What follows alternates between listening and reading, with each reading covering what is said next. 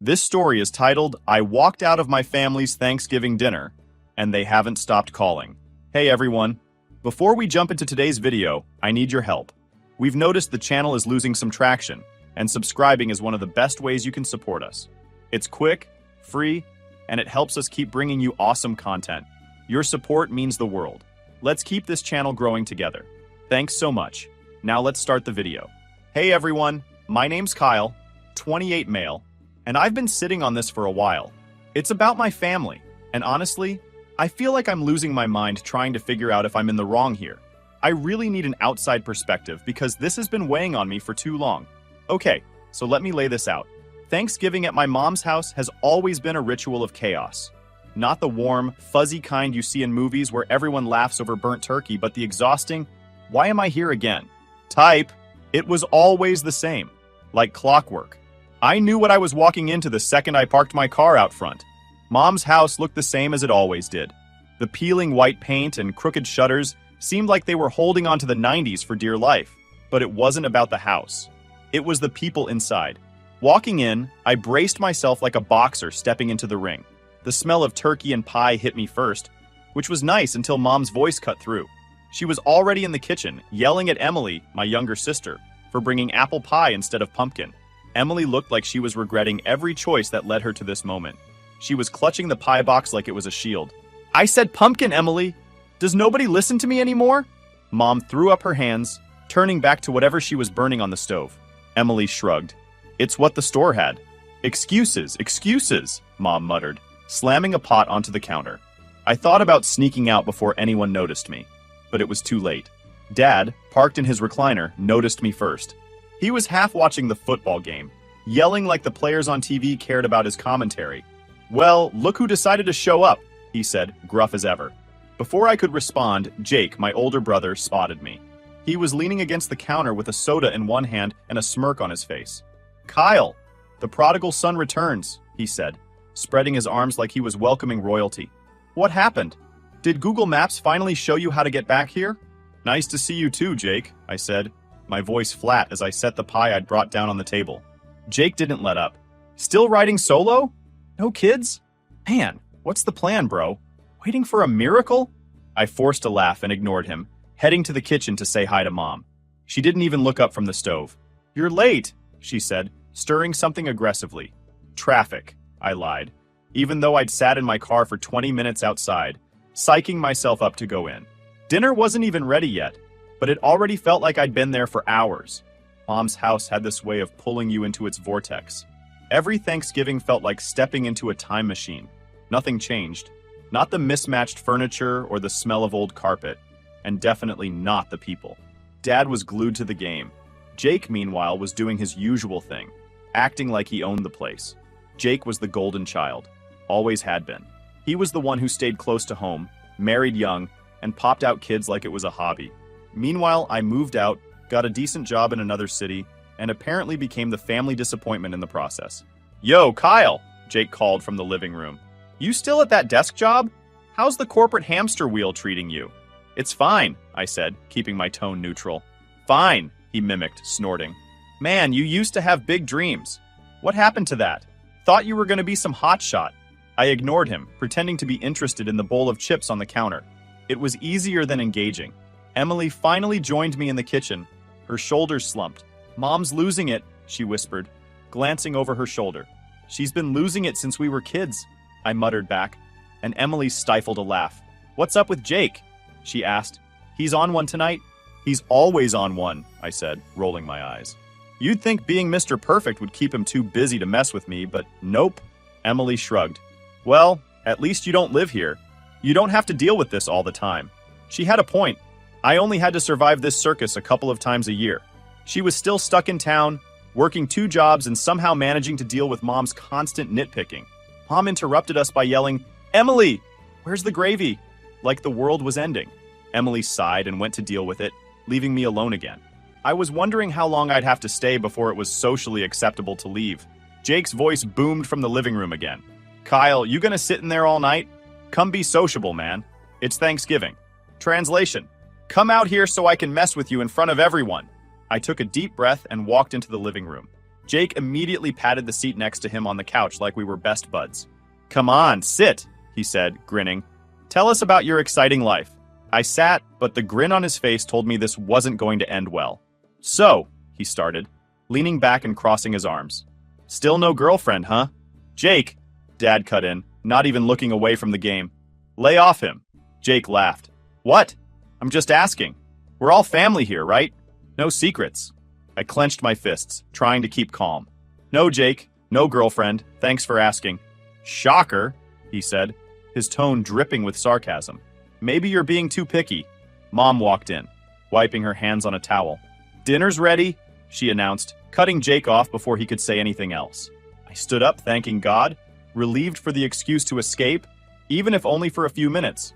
Dinner might have been a temporary reprieve, but I knew better than to think the worst was over. Jake wasn't done, not by a long shot, and deep down, I knew this wasn't just about him.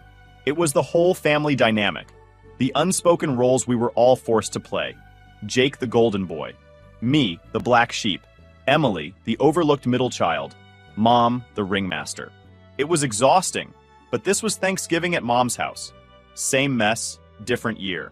Sitting at the dinner table was like entering a battlefield, except the weapons were forks, knives, and relentless passive aggression. The spread looked impressive, sure. Mom's turkey centerpiece surrounded by other appetizers, but the atmosphere was as tense as the time Emily accidentally spilled sauce on Jake's wedding tux. Everyone sat in their usual spots, like it was assigned seating. Dad at the head of the table, commanding the room without saying much. Mom next to him, ready to swoop in with corrections or guilt trips. Jake took the seat across from me naturally, while Emily and I filled in the gaps. It was a setup that guaranteed plenty of opportunities for Jake to take shots at me, and he wasted no time getting started. "So, Kyle," he began. His fork paused mid-air. "Still eating like a bird? Or did you finally learn how to enjoy real food?" I ignored him, reaching for the green beans. "Looks great, Mom," I said, trying to steer the conversation elsewhere. Mom smiled faintly, but couldn't help chiming in. "You could use a little more on your plate, Kyle. You're looking thin. Are you eating enough these days?" "I'm fine," I said. "Just trying to stay healthy." Jake chuckled. "Healthy? Practically wasting away. You know, some of us actually work out. Maybe you should try it sometime." "Thanks for the advice, Jake," I said, not looking up. "You're welcome," he said, grinning as if he'd done me a favor. Emily tried to shift the conversation. "So, Jake, how are the kids doing?" "Oh, they're great," Jake said, puffing up with pride. "Brandon just started soccer, and he's already the best on his team. He's got my genes, obviously. And Lily? Smart as a whip. Top of her class." "That's great," Emily said, smiling politely. "You must be proud." "Of course," Jake said, glancing at me. "But you know, not everyone gets the whole parenting thing. Right, Kyle?" I set my fork down and took a deep breath. "Right, Jake, because you've clearly got it all figured out." Mom intervened, waving her fork like a referee. "Boys, let's not argue, it's Thanksgiving." "We're not arguing," Jake said innocently. "Just making conversation." Emily shot me a look across the table, her eyes saying, "Just let it go." I nodded slightly, picking at my food. As dinner went on, the digs kept coming. Subtle and not so subtle. Jake brought up the time I flunked a math test in high school. Then the time I accidentally broke Dad's favorite coffee mug. It was like he had a mental archive of every mistake I'd ever made, ready to pull out at the worst moments. "So, Kyle," Jake said, leaning back in his chair, "what's it like living alone? Must be nice not having to answer to anyone, huh?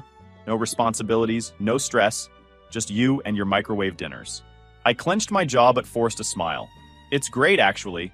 I enjoy the peace and quiet." "Oh, I bet," he said, laughing. "You've always been more of a lone wolf, or you know, just alone." Dad finally spoke up, his voice gruff. "Jake, enough. Let the boy eat." Jake held up his hands in mock surrender. "Just joking, Dad. Relax." Mom sighed, shaking her head. "Jake, you should really be nicer to your brother." But even her tone lacked conviction.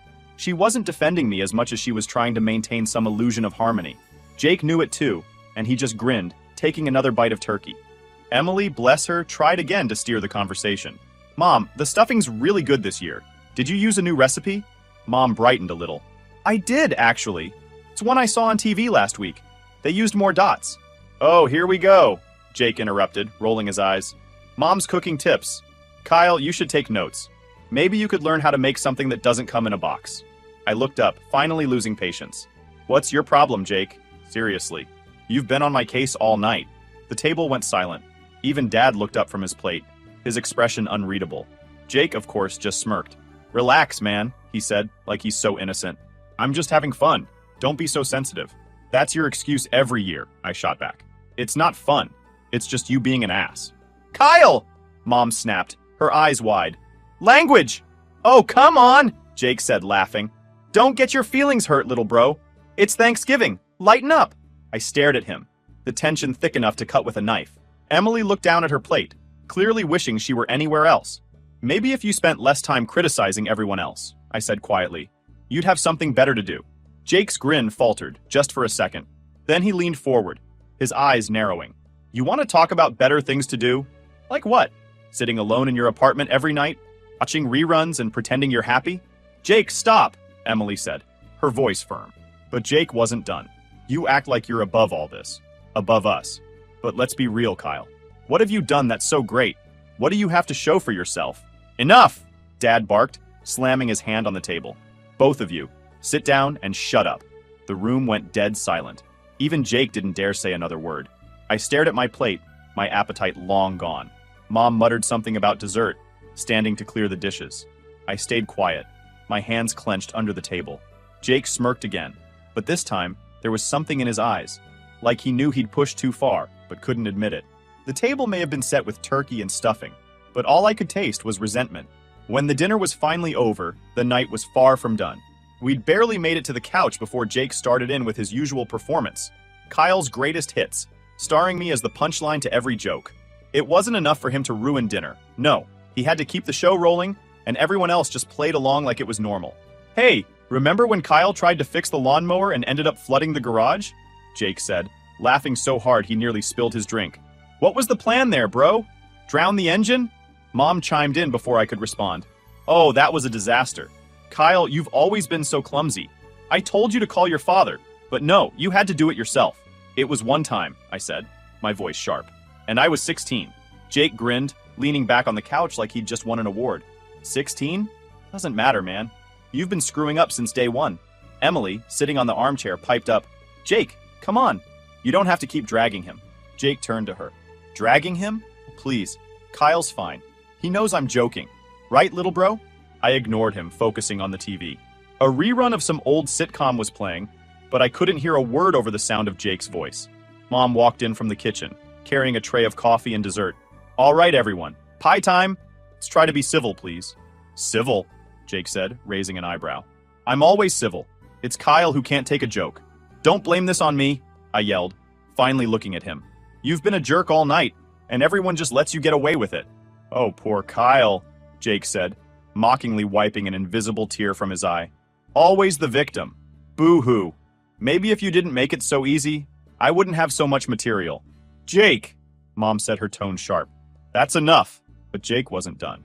He never was. What? I'm just saying what everyone's thinking. Look, Mom, you're the one who's always cleaning up after him. How many times did you have to call his landlord to bail him out? And let's not forget college. 2 semesters and out. Real impressive. Jake, seriously. Shut up, Emily said, her voice louder now. Oh, don't start, Emily, Jake shot back. You're no saint either. You're 28 and still living in Mom's basement. You're just mad I'm saying out loud what we're all thinking. I'm not living in the basement, Emily yelled, her face red. It's temporary, and you know it. Yeah, sure, Jake said, rolling his eyes. Temporary. Like how Kyle's career is taking off. I stood up, my fists clenched. You've got a lot to say for someone whose entire life revolves around putting other people down. What's your deal, Jake? Are you that insecure, or do you just get off on being an asshole? Jake's grin disappeared. Watch it, Kyle. Don't start something you can't finish. Oh, don't worry, I said, stepping closer. I can finish it just fine. Dad, who had been silent for most of the evening, finally spoke up. Both of you, sit your asses down. I'm sick of hearing this crap. Why don't you say something to him for once? I snapped, pointing at Jake. He's the one causing problems. But you all just sit there and let him. Don't drag me into your bullshit, Dad said, glaring at me. You're both acting like kids. Jake laughed bitterly. See? Even Dad agrees. You're the problem, Kyle. You know what? I said, my voice rising. Screw this. Screw you. And screw this whole family dynamic where Jake gets to act like a king, and the rest of us are just supposed to take it. Mom gasped. Kyle, how dare you talk like that? How dare I? I shot back. How dare you let this happen year after year? You enable him, you all do, and I'm done with it. The room went silent. Even Emily looked like she wanted to disappear into the couch. Jake just sat there, smirking like he'd won. But for the first time, I didn't care. You know what, Jake? I said, my voice steady now. You're not better than anyone here. You're just loud. That's it. And one day, when your kids grow up and start resenting you the way we all resent you, maybe you'll figure it out. But until then, go to hell. I grabbed my coat and headed for the door. Mom yelled after me, Kyle, you're not leaving like this. Watch me, I said, slamming the door behind me. I sat in my car for a minute, my hands shaking. My phone buzzed in my pocket, probably Mom or Emily trying to convince me to come back. I didn't even check. For the first time, I felt like I'd finally said what needed to be said. Jake could sit in his little throne all he wanted. I wasn't going to be his punching bag anymore. But as I sat there, something didn't feel right. Something else was nagging at me, a sense that the night wasn't over. Not yet. Just before I turned on the car, the door to the house burst open, and Jake came stomping out, his face twisted in anger. He didn't even bother with a coat, just marched across the driveway toward my car. I rolled down the window halfway, more out of instinct than anything else. What the hell is your problem? He yelled, his breath visible in the freezing air. My problem? I shot back. You're the one who's been pushing buttons all night. Oh, don't start that crap again, he said, slamming his hand on the roof of my car. You think you can just walk out like that? Throw your little tantrum and leave the rest of us to clean up the mess? Mess? I said, laughing bitterly. The only mess here is you, Jake. You've been a self-centered prick your entire life, and everyone just lets you get away with it. Jake's eyes narrowed, and for a second, I thought he might actually punch me. You're a real piece of work, you know that, acting like you're so much better than the rest of us. Well, guess what, Kyle? You're a joke, always have been. Better a joke than a bully, I snapped, opening the car door and stepping out. My pulse was pounding in my ears, but I wasn't about to back down. We stood there in the driveway, the tension between us so thick. Jake towered over me, his fists clenched at his sides. I wasn't sure if he was going to swing or just keep running his mouth, but either way, I wasn't backing down. Go back inside, Jake, I said, my voice low and steady. Go back to your perfect little life and leave me the hell alone. Or what? He said, stepping closer. You gonna hit me? Go ahead, Kyle. Show everyone what a tough guy you are. I didn't move. My hands were at my sides, trembling with anger, but I kept them there. I wasn't going to give him the satisfaction. Pathetic, Jake spat, shaking his head. You can't even stand up for yourself. No wonder nobody respects you. That was it. I didn't even think. My hand shot out, shoving him hard in the chest. He stumbled back a step, his eyes widening in surprise. What the hell, man? He said, regaining his balance. You don't get to talk to me like that anymore, I said, my voice shaking. I'm done, Jake. Done with your crap. Done with this family. Done with all of it. Jake's face twisted into a snarl. You think walking away makes you better than me? You're just a coward. Always have been. Always will be. I'd rather be a coward than a bully, I shot back. At least I don't need to tear other people down to feel good about myself. The sound of the door opening interrupted us. Emily stepped outside, her face pale. Guys, stop it, she said. Just stop. This is insane. Stay out of this, Emily, Jake snapped, not even looking at her. No, I won't stay out of it, she said, stepping between us. You're acting like a maniac, Jake. And Kyle, you're not helping. Both of you need to grow up. I took a step back. I'm not the one who started this. And I'm not the one running away, Jake shot back. Emily looked at me, her eyes pleading. Kyle, please, just come back inside. Let's figure this out. I shook my head. There's nothing to figure out, Emily. Jake's made it pretty clear how he feels about me. And honestly, I don't care anymore. She looked like she wanted to say something else, but Jake cut her off. Good, go. Nobody's stopping you, Emily yelled, startling both of us. For once in your life, Jake, shut up. The three of us stood there in the freezing driveway, the weight of years of resentment and unspoken anger hanging between us. I glanced back at the house, half expecting Mom or Dad to come out, but the door stayed closed. They weren't going to intervene. They never did. Jake finally broke the silence. You walk away now, Kyle, and don't bother coming back. You're not part of this family anymore. Good, I said, turning toward my car. Because I don't want to be. I got in and slammed the door. I didn't look back as I drove away. But as the house disappeared in my rearview mirror, a pit formed in my stomach. This wasn't over. Not by a long shot. Something was coming. I could feel it. The drive home felt like a blur. My mind was spinning, replaying every word Jake said, every smug look, every insult. I should have felt free, finally cutting ties with the toxicity, but instead, something kept gnawing at me. A mix of anger, guilt, and something I couldn't quite name. Halfway back to my apartment, my phone buzzed again. I pulled over onto the shoulder and grabbed it. A text from Emily lit up the screen. Emily, you need to come back. Something's wrong. Please. My chest tightened. Something about those two words, something's wrong, made anxious. Emily wasn't the type to exaggerate. If she was texting me like this, it had to be serious. I sat there for a moment, gripping the phone as the cold air seeped in through the cracked window. My better judgment screamed at me to keep driving, to leave all the dysfunction behind, but Emily's words stayed with me. I sighed, shoved the car into gear, and turned around. The house looked different when I pulled back into the driveway. The warm glow that had mocked me earlier now felt eerie, like it didn't belong. As I stepped out of the car, I felt something wasn't right. The front door was slightly ajar, swinging gently in the wind. I hesitated. The living room was empty. The plates from dinner were still on the table, the remnants of dessert untouched. The laughter and chaos from earlier were gone, replaced by a heavy silence. My heart pounded in my chest as I called out, "Emily? Mom? Dad?" No answer. I moved through the house, my footsteps loud against the hardwood floor. The kitchen was dark. The only light coming from the refrigerator door left ajar. A faint hum filled the room, but it wasn't enough to drown out the uneasy quiet. That's when I heard it. A muffled thud from the back of the house. I froze, my breath catching in my throat.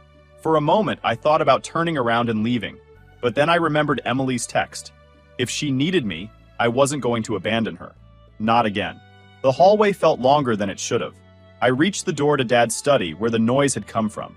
The door was slightly open, and the dim light spilling out cast strange shadows on the walls. I pushed it open slowly. Inside, Jake was standing by the desk, his back to me. He was holding something. A photo frame? His shoulders were tense, his head bowed. For a moment, I thought he was crying, but then he turned around, and I saw his face. It wasn't sadness, it was rage. "You came back," he said, his voice low and gravelly. "Of course you did. You couldn't just leave it alone." "What are you talking about?" I asked, my voice shaky. "Where's Emily? Where's Mom and Dad?" Jake laughed, but it was hollow, humorless. He slammed the photo frame down on the desk, shattering the glass. "They're gone. Just us now." "What the hell are you talking about?" I said, taking a step back. "Gone where?" Jake didn't answer. Instead, he stepped closer, his fists clenched. "You always thought you were better than me, didn't you? Mr. Perfect. Always the victim. Poor little Kyle." "I never thought that," I said, my voice trembling. "Jake, where are they?" "You're the reason this family's broken," he snarled, his voice rising. "You, with your holier-than-thou attitude, your constant running away. You're the one who doesn't belong." Jake was unhinged. This wasn't the brother I grew up with, the one who loved teasing, but never crossed the line into outright madness. Something had snapped in him, and I didn't know how to fix it. Suddenly, a noise from upstairs broke the tension. Jake's head whipped around, his expression shifting from rage to something darker. Without thinking, I bolted for the stairs, pushing past him as he yelled after me. "Don't you dare go up there, Kyle!" I didn't listen. My legs carried me up 2 steps at a time, my heart pounding in my ears.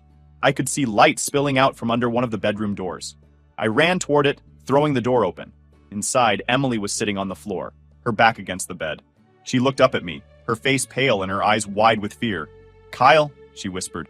"He's lost it." "What happened?" I asked, kneeling beside her. Before she could answer, Jake's voice boomed from the hallway.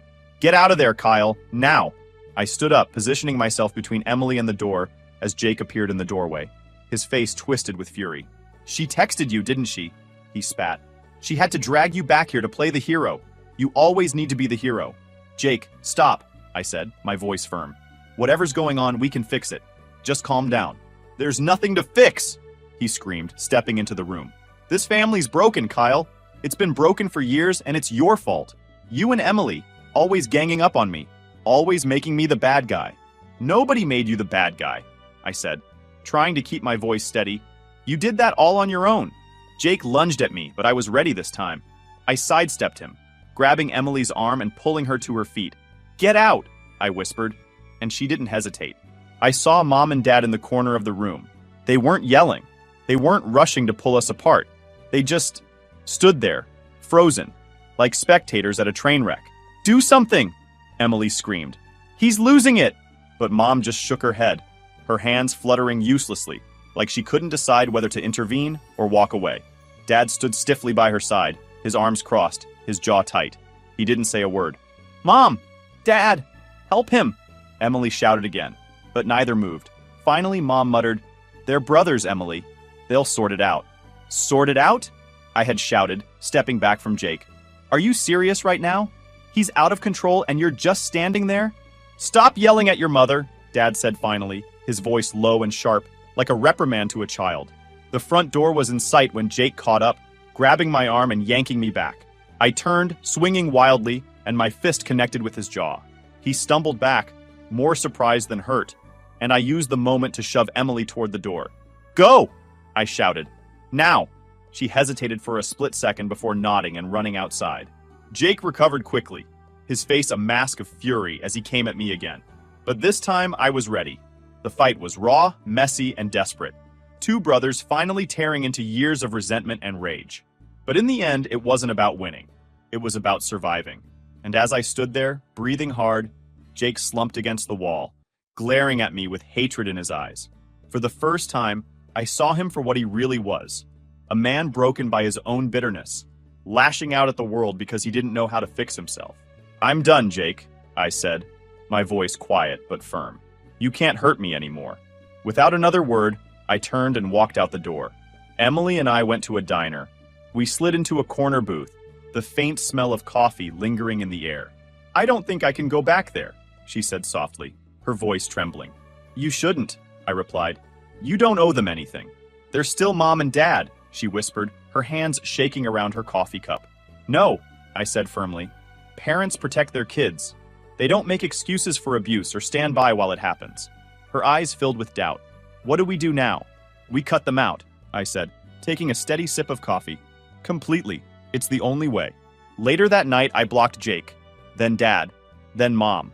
The weight of their toxicity lifted, replaced by a strange calm. Cutting ties wasn't easy, but it was the first step toward freedom. And for the first time, I felt like I could finally move forward. I don't know what you guys may think, but this is it for me. I'm done with their nonsense.